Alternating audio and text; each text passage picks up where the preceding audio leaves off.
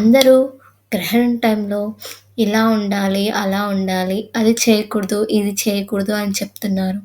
కానీ గ్రహణం ఏ టైంకి స్టార్ట్ అవుతుంది? అసలు ఏ టైంలో ఎక్కువ ప్రభావం ఉంటుంది? అది ఏ టైంకి ఎండ్ అయితుందో ఈ వీడియో ద్వారా తెలుసుకుందాం. రాత్రి 8:58 స్టార్ట్ అవుతుంది.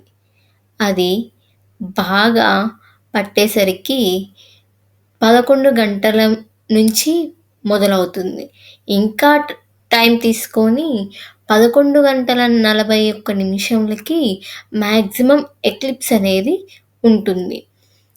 12:22 అది సెప్టెంబర్ 8వ తేదీన అయిపోతుంది. మొత్తం అంతా కంప్లీట్ ప్రాసెస్ అయ్యేసరికి 2:25 గ్రహణం అనేది మొత్తం అంతా ముగిసిపోతుంది. ఇది మొత్తం నైట్ టైంలో మాత్రమే జరుగుతుందనమాట.